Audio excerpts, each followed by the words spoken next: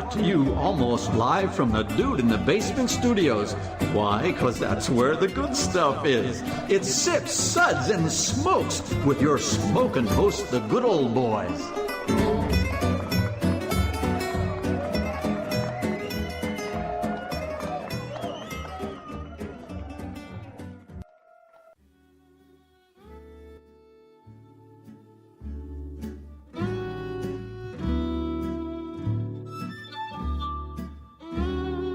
And now it's sippin' time. Welcome to the Sips episode, where everything good in life is worth discussing. We are the best thing on at 2 a.m. And I'm your host here, good old boy Mike. Our Sip segments are all about wine, distilled spirits, tea, and coffee. This is the Big Podcast version 2 episode recorded at the Bourbon Classic 2018. Some of your favorite media outlets are on this episode with lots of old and new friends of Sips, Suds, and Smokes. Be sure to check out the links on the episode notes to these media outlets. Now, here's your host, Bill, from Modern Thirst. Hi, everybody, and welcome to the Big Podcast. This is the second iteration of the Big Podcast, and we are here at the Kentucky Center for the Performing Arts on the weekend of the Bourbon Classic. I want to let everyone who's with us introduce ourselves today, so I'll start with myself. I'm Bill Straub. I'm one of the founders and the editor of modernthirst.com. Matt Gates here with Modern Thirst as well, another founder. Bill does all the good writing and reviewing for our site. Wes Jolly from Modern Thirst. I'm the World Whiskies writer. And I'm Patrick Garrett, our Pops from Bourbon and Banter. Good old boy Mike from Sips, Suds, and Smokes. And I am Ginny Tonic from the Charlie Tonic Hour. I'm Cary Ann Fuller. I'm Straight Up 615. Dan Gardner, Four Roses Distillery. Well, we want to thank everybody for listening to us today. We've had a fun weekend so far, but we want to give some thanks to Dan Gardner of Four Roses, who's here with us today. He's been a member of the quote-unquote Bus Club for several years, and he's been a great supporter of ours and all of our different sites and endeavors that we've done. So thank you very much, Dan. Also, awesome. I want to thank Mike, good old boy Mike, for doing all of the technical setup on this and bringing the entire rig, because this is not a small feat. So thanks, Mike. You're welcome. Why is there Malort in my glass? We were really hoping you wouldn't notice. Hashtag Malort. So you're saying all the chug rules that I talked about in advance, this is my retribution? Is that how this works? Oh, my Lord. So for those of you who haven't heard us in a while, the Big Podcast is a kind of a collection of a lot of different people who have a lot of different kinds of social media presences and different bourbon preferences. Not preferences. Social media outlets. We have been drinking. Good morning. This started 3 years ago at the Bourbon Classic, really. A number of us, and the group who's involved has changed over the years, but a number of us were on one of the official media tours of the Bourbon Classic. So we went around for, I think that was almost a week long that first time. We went around to all sorts of different distilleries and bourbon outlets, and we really formed some good bonds, and it was very fun. It was a great weekend. And we just kind of decided over the years to keep it up. So that first year we recorded a big podcast. And nobody was arrested. Nobody was indicted. That we know of. I'm going to stick with that. That we know of. But some people have not been able to make it back since then. Some people, we do have some returnees, and it's the overall cast has changed. But that first year we met here at the Center for the Arts. We're up on one of the balconies or whatever you call it, on the second level of the Center for the Arts here in Louisville. And we recorded a podcast, and we just kind of recapped everything we did. You can probably find that on everyone's different podcast outlets. You can find it on Modern Thirst as well. Very much so. But it was a great time, and it was very well liked by our listeners, meager as they may be compared to a lot of other folks on here. But we've kind of continued that. So every year, some of the same group, when we add people and some people fall off due to different commitments, we get back together for the same weekend every year, and we organize our own different bus trips or whatever you want to call it. Bus. And we visit different distilleries, and we visited cooperages, anything related to bourbon that we think is fun, interesting, and exciting. And we just try to have a pretty good time with it. And then we all just have kind of become friends, and we hang out at the Bourbon Classic. So that is the Big Podcast. So for the week to date, we have a lot of people here who've kind of been together since roughly Wednesday night, and some people who have joined us today or yesterday. So kind of generally what we've done this week, we've had a lot of fun. So starting out on Thursday morning, we started at Lux Row Distillers in Bardstown, Kentucky. Lux Row's not open to the public yet, but they are distilling, and it is Luxco. If you're not familiar with them, they own Rebel Yell, just all sorts of older ones. I've suddenly forgotten all of them. Ezra Brooks. Yeah. David Nicholson. David Nicholson. They have traditionally been a bottler out of St. Louis, Missouri. They've been in this game since the 1950s, but they've finally built their own distillery, and it will be open to the public soon. And a major brand that we got to try over there was Blood Oath, and we'll talk about both Pack 3 and 4 as well. Exactly. So what did you guys think of the distillery? I know, you at some point, at some level, you see a distillery and you've seen the distilleries. But it looks like fermenters. It looks like a still. Indeed it does. But the visitor center is really well done. Yeah. They did a great job of that. I said it was similar to the Breckenridge distillery I was at, because they have a great bar there in tasting center, but it's really well done, and they really focused on the family aspect of their business, and I thought it was cool.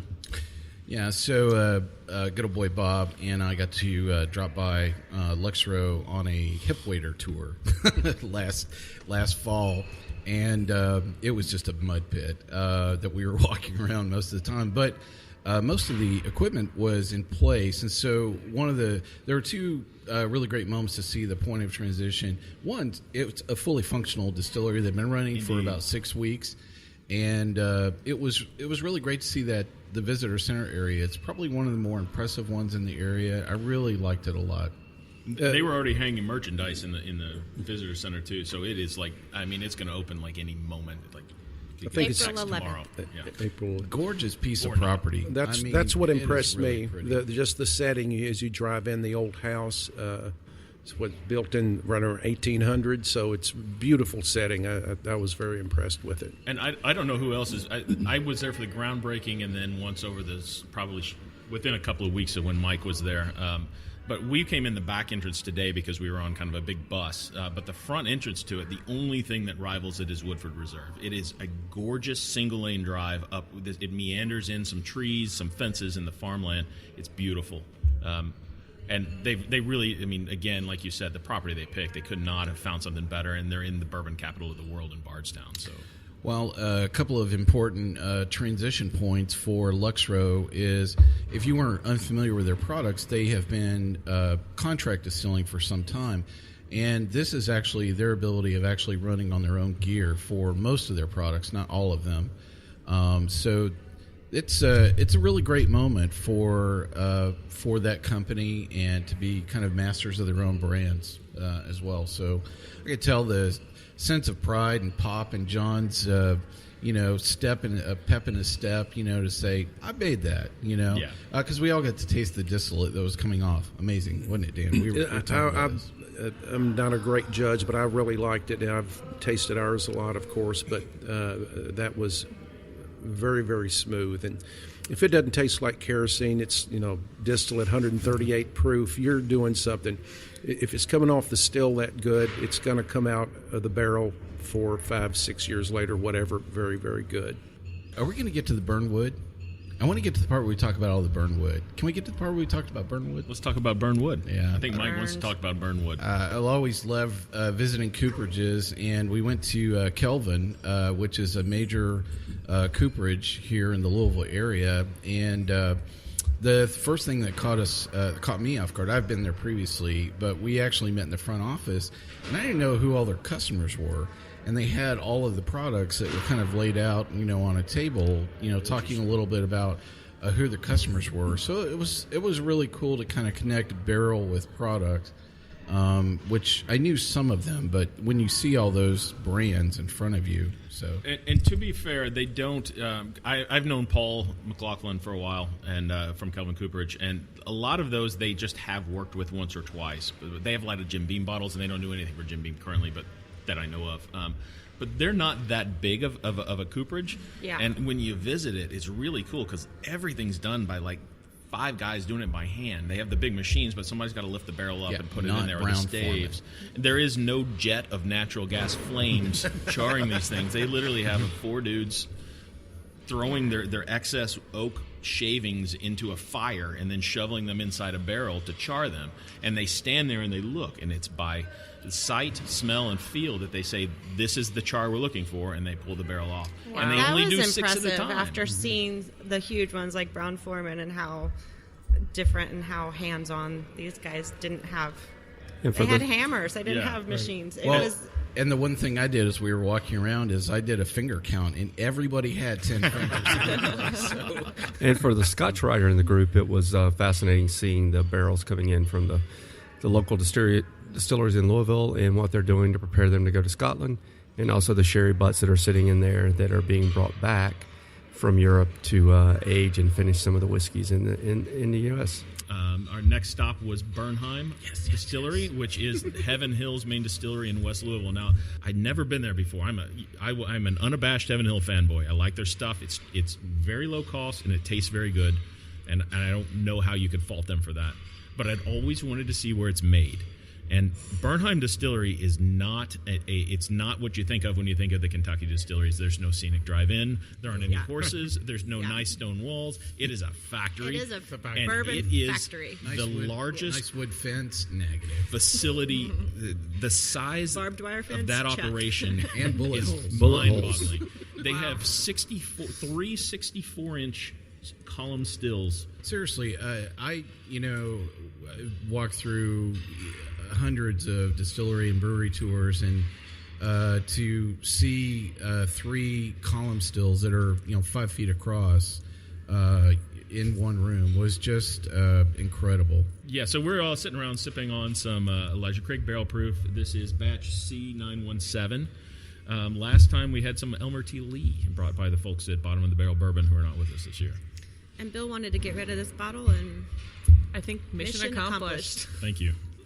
We took this as a challenge. We succeeded. We will be dipping into secondary stocks shortly. Actually, I see that we already have. And we're going to leave you guys for a second and skip to a brief word from our sponsors.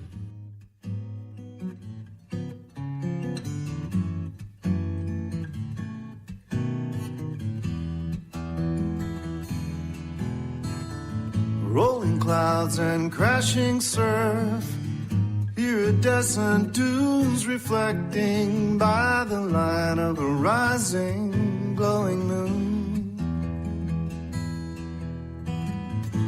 Seashore mesmerizing, night breeze hypnotizing. We've come across these back roads none too soon. Look to the left, to the right. Keep your eyes on the road, my darling, wondering if we're only passing through. Open roads and open windows, my hand is yours forever, sweet love. Welcome back to the Big Podcast version 2.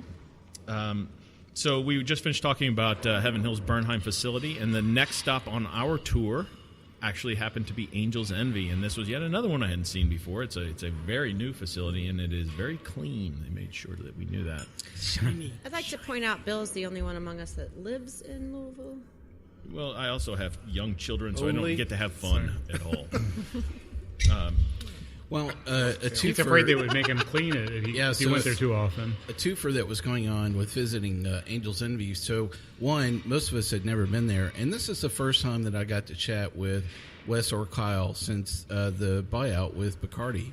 And so it was kind of really cool to see both the context of the conversation about their operation, relationship, with Bacardi, as well as seeing that facility that is in downtown Louisville as well. Is this the point we sell out, Kyle? No, that comes in about 10 minutes. We were joking with Kyle, and he said some things that were funny, but in complete jest, so we won't sell them out. Yeah. The Kyle we're speaking of is Kyle Henderson.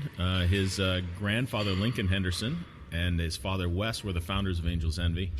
And again, I don't think many of us, had anyone been there before? No. I've been there before, but I wasn't with you yesterday, so. So we can all talk about it.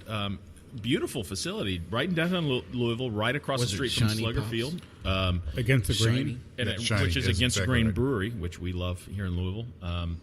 And if you've never been there, it is a great tourist stop, and the location is great for it. What the location isn't great for is actually making whiskey. It's on Main Street, which means that getting semi-trucks in and out of that is not easy, because I don't know about any place else. Louisville's not the biggest city in the world. It's not the smallest, but we do have what they call traffic.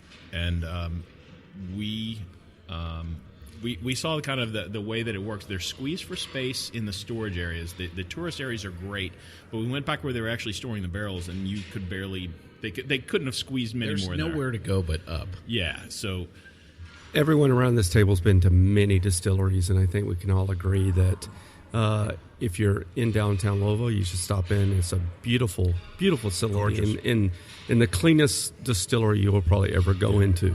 And we had a great tour. Kyle was really good. He knew his stuff. He's hands-on there at the distillery. It's very interesting seeing that versus some of the older distilleries that require a much larger force of people to maintain on a daily basis. They were talking about a handful of people doing the operations because computers control a lot of it. It is about as modern as it gets. Maybe Peerless might be the only one that's more automated. That's the one where you basically push a button and then walk away and come back a day later and you've got 2-year-old bourbon. Peerless is the Keurig of the craft bourbon. I've never heard that put before, but that is the best description I've ever heard of Peerless. Kyle said the cleanest distillery you'll ever walk into, and absolutely, oh my God, pristine. You could have probably had eggs off the floor, and they would have, been gorgeous. I mean, it was just, it was so spick and span. I was like, what? Are these all props? Because I don't even know how you're... It was to the point that under one of their fermenters, there was a puddle the size of my cell phone, and I noticed it because everything else was spick and span, shiny clean, and there was one little puddle where something had dripped. And you wondered if they would shut down to clean it. Yeah. I think it was beautiful. Matt that was dripping. I was about to say, that was actually the mash that, Matt probably spilled all over you. So then... Good stuff. So that was kind of the last of the stuff we did as the bus club, and we moved on from that. So that was yesterday, which was Friday. The first actually official event of the Bourbon Classic was Friday night, and that is the culinary and cocktail competition. This is the first year they had moved locations, so the main event is always at the Kentucky Center for the Performing Arts, which is where they'd always had this competition. Last year they moved it to Glassworks. Just a couple blocks away. It's a very popular kind of wedding facility here in Louisville. You have a lot of wedding receptions and things like that there. What did everybody think about it? My main opinion is I would have preferred it remained where it had been in the past. Ditto. Did not like the venue. My main opinion is don't wear a sweater and a sports coat. It was 1,000 degrees. There were 5 times too many people in that room. I don't know if they were actually firing glass in there somewhere. Yeah, it does say Foundry in the name of the location, so maybe we should have expected that. Here, we're going to do something really quick over here. Ginny, you and I are going to play rocks, paper, scissors to see who says cotton candy first. Ready? 1, 2, 3. I don't know what that just happened. I'm sorry. Yeah. What is 3 fingers? Yeah, I know. That's a weird scissors. The cocktail that made that impressed me last night. Yes, that was it. The Chinar infused cotton candy that was clipped to the side of the cocktail that you used as a chaser. I thought that was very creative. Most and impressive garnish I think I've seen in a long time. Yeah, as a chaser, fun. I ate it first. So my favorite cocktail of the night was actually someone who wasn't even in the competition. It was the jalapeno one over by the entrance. E.H. Taylor. E.H. Taylor. Yeah, E.H. Taylor. Small batch. Anything that hot and spicy. If you give me a hot and spicy competition, food eating, I'll try it. For me, both Blantons were outstanding. Both the Blantons. Volare did a great job with the food with that too. They were really on. By far, my favorite Italian restaurant in Louisville, Volare, and they did a fantastic job with the food. Does anybody know who won? The Remus actually won. Wow! So this was a layered drink of Zinfandel that was floated on top of a citrus infused New York sour. Yeah, it was original. I thought it was okay. It was one of my top 3rd, but I would not have put it in my top 2 or 3. Pops, which one did you like? I don't remember anything about the drinks. or There was care. food. The food, I have to say, from the food perspective, I think the deviled eggs that got rolled That was out the fantastic. second half were just... Oh, I missed What those. about the mushroom the pate? steak. Did anyone have that? The skipped the mushroom and mushroom. ham. I like the short rib on squash. That was really I agree good. with that. Yeah, and Cary Ann and I were talking. I think our favorite thing was absolutely the bread pudding at Four Roses. My Oh, favorite pairing of the night was the was Four not sweet. Roses That was- bread pudding Pudding. with the cocktail Yeah. that they did. I actually- Everything that was else, one I'm of not my on the least pairing fan. On the pairing, because I thought that it wasn't sweet enough to to stand up to the bitterness of the cocktail. And if I drank the two and I took a bite, took a drink, took a bite, took a drink, I could not taste the bread pudding. Just couldn't taste it. The bitterness just overwhelmed it. I wasn't that I'm technical. clearly in the with it. minority, so everyone else discuss No, amongst I was yourselves. I was glad that bread pudding was not sweet though. It was a nice savory, sweet. I thought both the dish and the cocktail were fantastic. I didn't think they were the best match. That's just my opinion, and I'm not the cocktail guy. So It's just again, obviously wrong. Well, let's listen to all of you guys who know what you're the talking mushroom- about with cocktails. Please educate. The mushroom pate with the ham and just the flavors that came across in that. I took a picture, sent it to my wife, and said, "Could you make this?" What was the Sure what was thing. the soup from the first ones that was so good? Oh, it was don't the remember gumbo. There was a soup. chicken Gumbo, gumbo. yeah. Oh my goodness, that was amazing. That was good. I didn't actually get to try it, but I think the impressiveness of just going out and saying, I'm going to do this. The 21C restaurant did like a foie gras and sherry lollipop for their Yeah. contemporary Yeah, I remember dish. that. It was really that good. was good. That was That was- unique. You could start any sentence with foie gras. I don't really care whatever comes after that. You could just say anything else. You had me at foie Is gras. 4 gras better than 3 gras? Right, correct, yeah. Hang on a second. Let me turn your mic off. Well, Ginny and I always think about food pairings quite a bit on a lot of our shows. I mean, what did you think about, kind of the food pairings themselves? We kind of talked about some of the individual dishes. I don't know if there was anything that I had that I thought, these two things Things in really go particular, together, yeah. like, bring up the level of both. Yeah. I thought I had some really good food, I had some really good drinks, but I didn't really have anything that I thought, these two need to go together in particular. But- And in the setting where you're holding everything and standing up and trying to eat with two hands and holding a drink, you're not really. Evidently, Bill found a way to eat and drink and the three-finger alternate. method. But I mean, it's just a little This was difficult Wes's to get the innovation. full Was that a effect Trump of thing? pairings. Make cocktails great again? Let's not go there.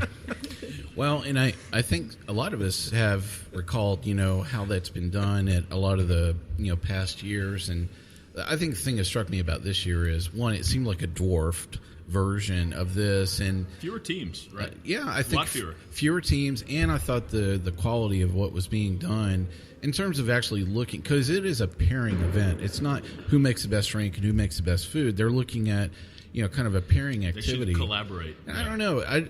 I just something got lost between the bartenders and the chefs somewhere along the way that it didn't seem to kind of come together. There really were well. a lot of them that I thought probably had never met before they actually set up the tables. I would agree with that, yeah. I think bourbon cocktails are very difficult to pair with. Period. It's a very difficult, base liquor to try and stand up with enough food. That's why I like the squash and the short rib. I thought that stood up to the bourbon well. I think you need a bold food to pair with a bourbon cocktail, because in order to make a cocktail with bourbon, it needs to be really on the bitter side or really on the sweet side, because otherwise all you're going to taste is that bourbon, that corn. And, there were so many really delicate, like, nice plates, and I was kind of like, someone has never tried to pair with bourbon before, because bourbon needs bold food. It either needs to be spicy or sweet or something. You need to match the sweetness or offset it. You don't do that with delicate and Yeah, there was some great food there. There was some sort of short rib situation, and I just wanted whiskey. I didn't want a cocktail with it. I just wanted. I agree. Yeah. The- I think that's the problem that we all run into with this event, is that it's not really the cocktail night is not necessarily the whiskey lovers night. It's the yeah. That's the foodies night. it's the foodie night. yeah. Yeah. Really, you could remove the cocktails and just have pours of bourbon, and everyone would be just as happy at the end of the night. That's Well, what we're most doing people. tonight, though. For someone who's not from Louisville, though, and we haven't mentioned this, the table, and I don't know the chef, but the table that had the Blantons, the beef, and Bourguignon. Bourguignon, I went back 3 times. I thought that one was delicious. I'm with you. It was to me, It was asked for a to-go box. It was. and that It was not mine. appropriate. It was my favorite of the night by That far. was so they switch. They do the classic pairing and then the contemporary pairing. And I remember Larry last night saying I did not realize that they were going to switch, and he had loaded filled up up. completely Larry on from the first Bourbon Guys round. is not with us today, but the word of the day was, I did not know there was a second round. Who did not tell me? Why did you not tell me? There No, was a Larry second would round? say the word of the day took is full duck of- fat. Yeah, so some of us went home and went to bed, and some of us did not. And those who didn't got the opportunity at Milkwood last night to have a duck fat cocktail that was out of this world. That was amazing. That was the best cocktail I had of the night. It was a Chef good there? cocktail, yeah. One behind the bar at Milkwood You ever is had going a places. Pops, you ever had a duck fat cocktail? I have not. It was a well, duck fat infused gin. Gin, Yeah. Oh, gin. Yeah. Milkwood Interesting. being the second restaurant opened by celebrity chef Edward Lee of Louisville. He's got himself a fine bartender. Yeah, she did a great job. The guy behind the bar who made that I cocktail think y'all were was talking amazing. about two different people. So that's But some of us couldn't join that because we were Well- trying to get others home. You know, Juan. So Juan was great, and then makeup tips with the other bartender, that was great. So today is Saturday, which is the main event for the Bourbon Classic. So we start out with Bourbon University in the mid-afternoon, I guess you would call it. What's everyone looking forward to? What sessions are you guys looking at before we get to the main event? The bourbon and ham pairing. Yeah. I'm with you on that It's one. always the one. that does, those were saying you have to get there early to get into that one. That one fills up every year. It's ham Yeah, so and chocolate this year. Ham, Right? chocolate, and bourbon pairings. Steve Coombs is in on that panel. Some Kelly of the from other Art Eatables. panels, Which one is Marianne Barnes on this year? she's doing the craft panel. There is a craft panel, and I am like actually that one, looking yeah. forward to that one. I think that's the one That'll I'll be probably go exciting. to. Yeah. I like the panel with Fred No, and I think it's Pam and Pam from and Michter's, Fred, and who's the third person? I forgot. We just said. Anyway, yeah, that was the one I was. We're all looking very for. well prepared, in Yeah. case you're wondering. So Is Fred moderating? Fred Minnick? No. Moderating him? No, he's on a panel, though. He's on the general session yeah. panel with Yeah. I some don't think other they're doing the journalists. Bourbon Masters this year, right? No.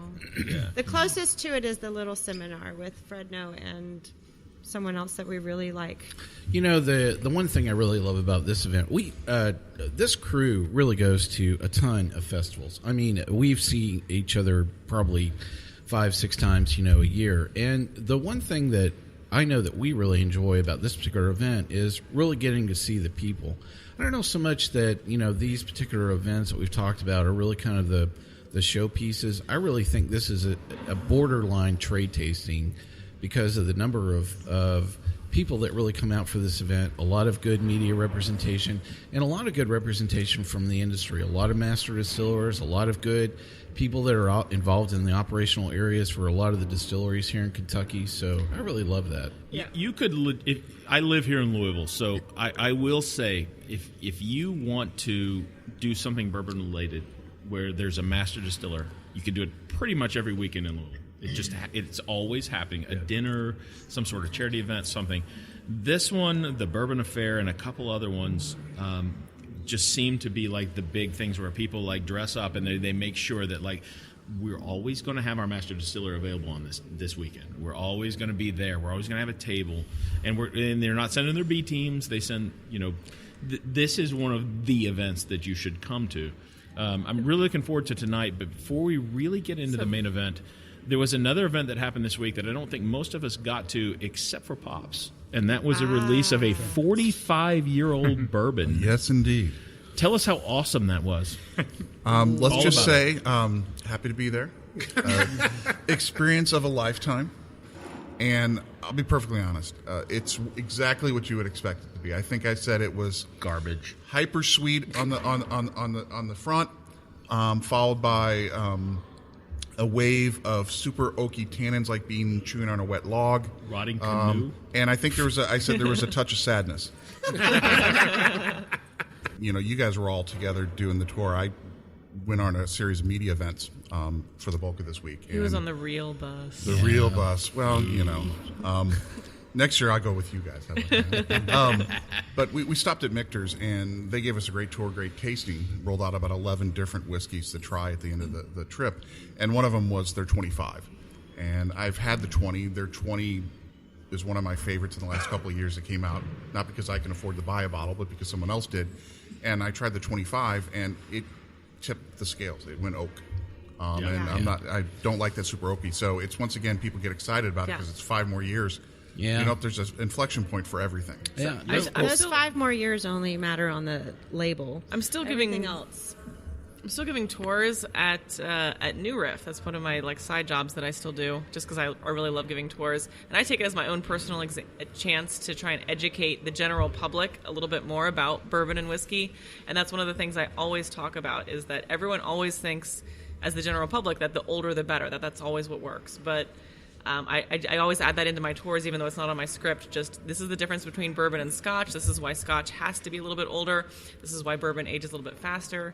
You got to understand that difference, because by a little bit you mean a lot faster. Sorry, I have to censor myself. And as the World Whiskies writer here, I would say, drink the 25-year-old Scotch, not the 25-year-old bourbon. Exactly. Without a doubt. So there are bourbons, and Heaven Hill's a great example, because they a couple of years ago they took the 12 age statement off the Elijah Craig. Their stuff should not be aged past 12 years. People go nuts over the 18-year Elijah Craig, the 21 or whatever the other ones they've done, the 23-year-old Evan Williams. It gets excessively worse after 12 years. Their juice should stop aging at about 12 years. The 9 to 12-year range is kind of the ideal place for them. The vast majority of bourbon, if you ask any of the master distillers, Jimmy Russell, Jim Rutledge, whoever, it's 6 to 9 years. Is so the things that can age past that are such a minuscule part of our inventory, and they're typically, and you've got to talk about tier. Where is that barrel aging? The lower the tier, the cooler the aging process. It picks up less wood. So I've done a lot of barrel selections over the years, and I've seen. The last 2 or 3 times we've done barrel selections, they've picked the youngest whiskey, but it was the darkest because it was a tier 6 for us. So that is a huge deal. So I'll shut it up from there. So we're going to take a break here for our sponsors, and when we come back, we're going to talk a little bit about the bourbon industry in general and a little less about the Bourbon Classic this weekend. So everyone stick around, and we'll see you in just a couple of seconds.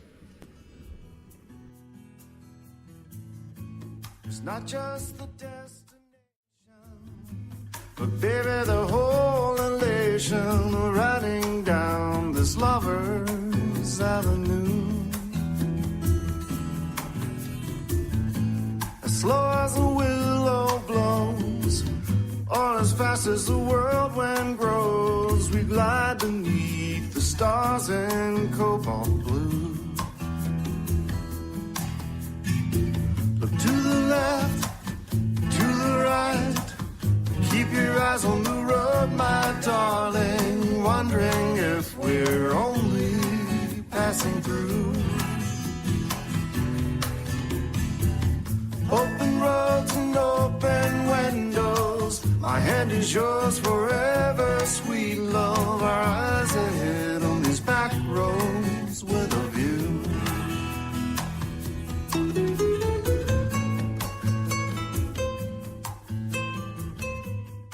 Welcome back to the big podcast, and we've been talking about the Bourbon Classic here in Louisville, Kentucky.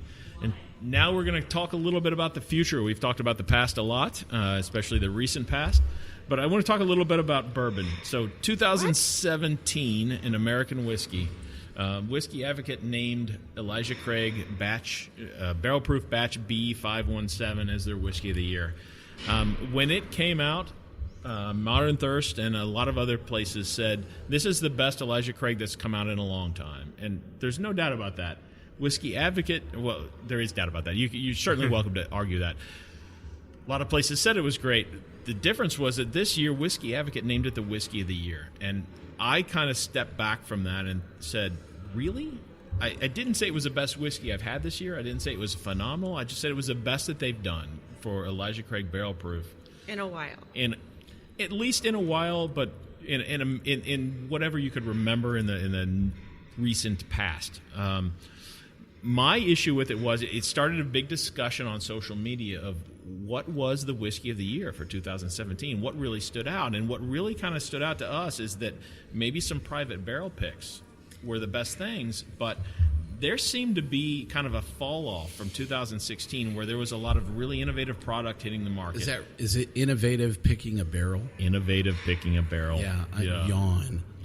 Yeah. Innovative barrel picking, I think you should call it. But I kind of felt like in a lot Palates are like those things everybody has. I mean, so I don't think you can just pick one person's or one store's or one selection and call it the best You're of right. anything. No, Because there should be way. a separate ridiculous. for single barrel picks should have a completely Yeah. separate. Regardless, I felt like 2017 when I kind of posed the question to other people on social media and other writers, we had a really hard time coming up with not just finding what the whiskey of the year was, but what stood out to us in 2017. And we had a really hard time even coming up with nominees for it. And it kind of came back to us, yeah, I guess B517 was all right. Yeah. Take that. I remember an email that good old boy Mike sent out saying, "Hey, what's y'all's picks for best whiskey of the year?" And it was crickets. Yeah. Indeed. I mean, we ended up picking up Kentucky Owl Rye as one of the 6 products that we named. But even if you look at the other 4 or 5, we named in that. I mean, they were just annual releases of some other really great products. Four Roses limited edition 2017 was on the list. So I don't think Four Roses ever put out a limited edition that wasn't really good. There's some years that just explode when you drink them. They explode on the palate, and there's some years that are just like, oh, this is pretty good. I thought this Real year was similar to pretty something else. excellent, but it was a little overshadowed by the Al Young release too. Yeah, and personally, it all depends on your personal taste. I understand why people like the Al Young, but that 23-year-old, particularly if you just opened a bottle fresh and started, once the Al Young sat and got some air to it, that the woodiness kind of dissipated. and rye. And I just liked the limited edition small batch better for me because I'm more of a sugar daddy caramel guy, and it didn't have that older I whiskey thought you in were it. just my sugar daddy. But That everyone, was my sugar daddy. everyone in He the was on Thursday.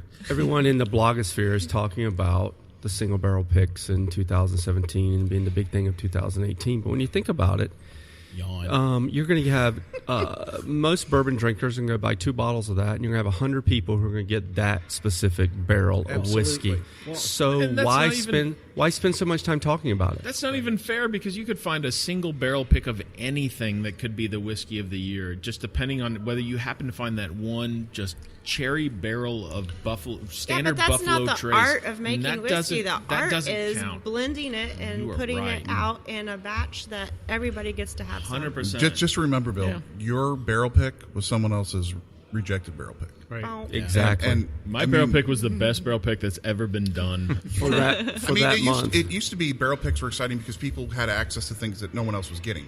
So now that it's ubiquitous, and Now they're winners and losers. right, and true, barrel picks are when you go to a bar. I mean, I go for their barrel picks because I want something Indeed. a little bit different, and that's the trend. But as you're saying, yawn. Well, it's going to get old real fast. So what's next? Everybody knows that, like, even the small guys are getting on the barrel picks now. Like, Right. the craft, small distilleries are doing. You can do a single barrel pick of that, and Well, like, I think I'm going to jump all over this and say I think the word I would use about this trend is it's distracting. I think it's distracting for the consumer. I think it's distracting for the distillery. I think it is time-consuming and not adding value in the retail channel. And I would really like, especially for... I think retailers would argue with you all day. Right. they would. I would for like. sure. I would like the producers getting back to driving the taste profile for their products, and I can think of a few products where the taste profile has become so fragmented between the single barrel pick program and their master distiller blend that you're not really quite sure what's in the bottle. Anymore. I've got to say this: this high end bourbon business is becoming very much like the wine business. Y'all are drinking everything, where traditionally the old school Thank you. marketing was. You're welcome. Well, we are drinking all of it. I get a free That is a T-shirt. challenge. All of it. Well, it's back in the day, your father was drinking Jim Beam or whatever, and that's the only thing he drank. I think and you meant it's yellow. Yellow Label. Yellow Label. Is what grandfathers were drinking. Well, my grandmother more so. So it's a completely different attitude and mindset. People, it's become the wine business. It's very, very fragmented. You're 100% right with that. I have a thought on that, and Wes, maybe you chime in here, because I think America is one of the few places that put all this emphasis on the distiller. In Scotland and Ireland, it's on the blender, and the blender is who's the guy that's making it taste what it's supposed to taste like. And now we're like, oh no, we all want our own special thing. Well, yeah, no, it's people want to create their own taste. So I think it's that everyone's so excited about bourbon. They want to be able to have like that little bit of ownership, that little bit of thing that says I'm connected to this. I made this. Yes. I picked that. And if I'm buying the bottle, I want something that someone else can't have. It's my I can't sticker. find Pappy, Right. therefore, but I can have a single barrel of. Hey, Cary Ann, you talk about, I'm a historian by training. I would say a lot of that comes back to just this American individuality. Mm-hmm. It carries over into our bourbon and our whiskey, where we want to have something that's unique and have something that's uniquely mine, that this is my bottle from this barrel or whatever, and I picked it. That is not the case in Scotland. They're trying to make something that, in my opinion, is there's more. I would say you may disagree with this. I say there's more history. They're trying to keep a tradition from that whiskey And that's going. the harder job than going and picking a barrel that tastes totally like nothing that you've ever tasted. But y'all are completely discounting the single malt market. The single malt's availability. Back when I started in the business, you had Glenfiddich, Glenlivet, and maybe one other one. Doers. Well, that's blended. So if you look at I just threw up a little bit. if you look at the amount of the single malt scotches that are available today, the same thing's going on with that as well. But it's still a spec in their inventory of what they're doing. It's still majority blended. But where is that market skyrocketing? In the United States. Do you think that has more to do with like the cultural differences as far as the importance of individuality in the United States versus?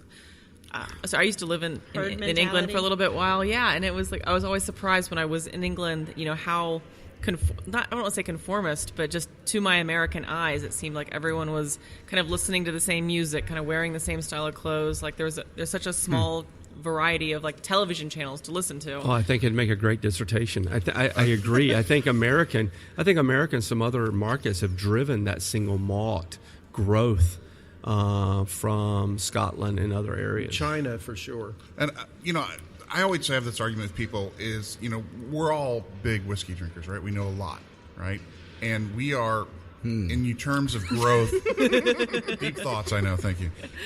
We are such a small part of the market. I mean, when you look at the growth and you look at all the scaling that's being done by all the distilleries, we're the noisy minority, right, about this thing. So all the growth, the big growth is not worried about the single barrel picks. They're not worried about that individuality.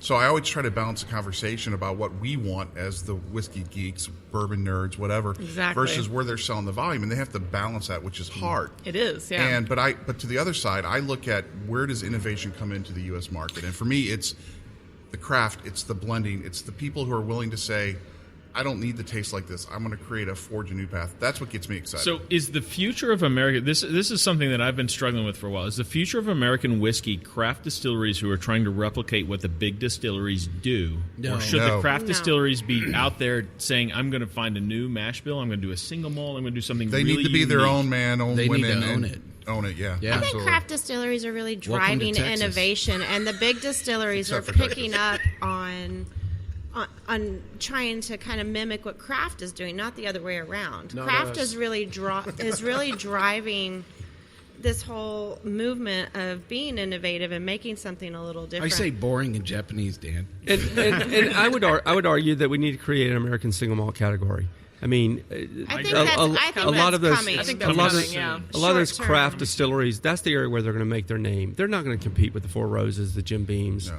and the others, but they're going to make a name in something that is uniquely Colorado, until they get bought by one or of those. as Justin Timberlake would say, Montana whiskey or something. But that Blanton's Montana whiskey. So, not to interrupt everyone here, but we don't have a lot of time left on this podcast. But I want to go around the table and I want to say everyone's tasted a lot of stuff this weekend.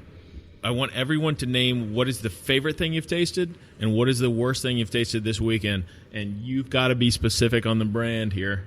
So we're going to throw some people under the bus. The bus. Speaking of the bus, I just want to give a quick shout out to David at Oak Barrel Tours. He's a new company here in Louisville doing a great little tour and service and just another option for your transportation needs. And he drove our sorry asses around on Thursday. He was fantastic. Fantastic. He was overqualified. The bus was really pretty before we were on it. Yes. Y'all get what's left over. He did a great job. It was a good time, and I highly recommend him. OakBarrelTours.com. So let's start with Matt here. What's the best thing you had this weekend? It might be this barrel proof I'm drinking right now, or I did. This is or I the just drank. C917. Is that what we said? And I picked up one of these at the gift shop as well. Elijah Craig barrel proof C917 that is now empty. I don't know if I would have had a worst until this morning, where I decided to take off your bar that Winchester. I was like, I need to understand how bad this is. Brave man. TerraPure. It was a TerraPure Winchester Extra Smooth. If you look on modernthirst.com, it is the lowest ranking whiskey we have ever reviewed. That TerraPure system. Super fast Dan, extra aging. Can you take part in this? Great. I'm gonna refrain. Dan abstains. Well, look, I don't have a great palate, so nobody needs to take my lead on what anything is good or bad. Emoji eye roll. Bash someone, I completely understand. I didn't mean to throw anyone under the bus on that. But if anyone has anything awesome that they want to point out that they tasted, feel free. Well, we didn't talk about what we drink at Lux Row. And I was going to mention that. Pretty fun yeah, stuff. absolutely. I've not tasted that before. I really liked that stuff just because I've not had it before. Really like the number 4 that's still coming out. Yes, it hasn't come out yet. So carry in. It's coming. Tell us about you have some opinions here. Yeah, so y'all help me out on the memory. So the Pack 4 is toasted, finished in a barrel that the char has been removed. They refurbished the barrel, so they scraped out the inside of it, re-charred it, and then they re-aged it. Toasted. There's no char in the second. Anyway, it was delicious. I really enjoyed it. It's the first Blood Oath that I've thought is really worth the retail price. I agree. Yeah. I love that. That's pretty good. It'll be interesting how the branding concept of the Blood Oath line will play into something that's really quite good in that line, because you and I were chatting about the first two versions, first Pack 1 and 2, and it's like, they were fine. If they weren't charging $90 to $100, yeah, the value proposition was awesome. It was $39. I'm all in. That's what he said. They want to keep improving it, and they have. Yeah, I've always been a big fan of what John does, John Rempe. He's really an enthusiast who happens to have become very good at blending and happens to have been involved with this, and I think it's fantastic. If my life could be different, I would be like, how can I become a guy who just makes the bourbons? But yeah, so Blood Oath 4. Yeah, I really did enjoy that. By far the best one I've had this weekend, or of the Pack just series. Of the Blood Oaths, it's by far the best. I'm on board. I did love that Elijah Craig. That was delicious. I've thoroughly enjoyed that. I want to say last night at Milkwood, I had the Four Roses small batch, and that was a bourbon that I drank all the time when I first got into bourbon, many years ago. It was sort of my go-to, and I would talk about it all the time. But as you get into bourbon, you start trying other things. You kind of forget about the things that you love, that you brought into it. I really enjoyed drinking the Four Roses small batch last night and kind of getting back into that and going like, oh yeah, this is what got me into bourbon in the first place. So it was great. For two that you can get, I would say the Elijah Craig C917 barrel proof is amazing. I really like the Rebel Yell 10-year-old single barrel. I thought that was fantastic. And being the Scotch guy, I've only had 2 or 3 Scotches this week being in Louisville, but I would say for They have Scotch here? No, but Bill has some in his house. If you're looking at a low-cost sherried whiskey, Glengoyne 10-year-old, go out and chase it. I can't really argue with what with what anyone said tonight. We had a 13-year Willet pick, and then Mike actually brought two of my more favorite whiskeys that I had this week, and he brought the Four Roses pick, and he also brought the 14-year Willet. Both of those were in probably my top 5 or 6 of the weekend. We had a Blanton straight from the barrel that I really enjoyed, but it was mine. And I think everyone meant to say that was their favorite, but they kind of forgot. But yeah, the 13-year Willet that was at the Wednesday night tasting at my house that no one here brought was my probably favorite the favorite Willet thing. is the one we got this morning. Right, yeah. It was I heard it was very light on the palate. Yeah. It was pretty light. Yes. It's called ether. They just turned the lights out on That us. means- I think Wow, they're saying there you that this go. is the end. Yeah, Closing time. So I want to thank everyone for joining us. This has been a great weekend. I want to thank Dan for everything you've done for us this weekend and before this weekend. And I want to thank Mike for all of this. If you're not here, so no one can see actually all of the technical work that has gone into setting this up. It's not easy. Yeah. It's taken a lot of time, and he held a lot of equipment here. So thanks, Mike, again. You guys are Fantastic. And thanks to Bourbon Classic for hosting us. Thanks to the Bourbon Classic and much so. Michelle from FSA. FSA. It's a great event. You should come. Yeah, and everyone should make this one of your destination bourbon events of the year. But thanks, everyone. Thanks for joining us. Cheers, and have a great 2018. Cheers. Cheers. We hope you enjoyed this episode of Sip Suds and Smokes, and you can catch all of our episodes online as well on SoundCloud, Spotify, Stitcher, YouTube, PRX, and Spreaker, our native media host. The easiest way to enjoy the show on your phone is to simply ask Siri, Alexa, or Google, Odessa, play podcast Sip Suds and Smokes. We love your feedback, and you can reach us online at info@sipsudsandsmokes.com. Our daily tasting notes flow out on Twitter every day. Our handle on Twitter is @SipSudSmoke, and our Facebook page is always buzzing with lots of news. You'll be able to interact with the thousands of other fans on those social media platforms. Do us a favor and take the time to rate this episode if you're listening to us online. That's a great big help to us, and we get to see your feedback as well. Well, this is Good Old Boy Mike asking you to come back, join us once again, and I'll ask you to keep on sipping.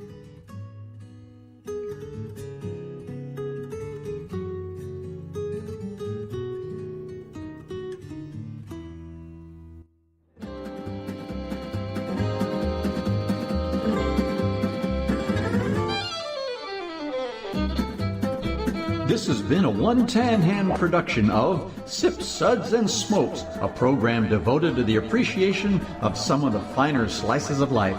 From the Dude in the Basement Studios, your hosts, the Good Old Boys, will see you all next time.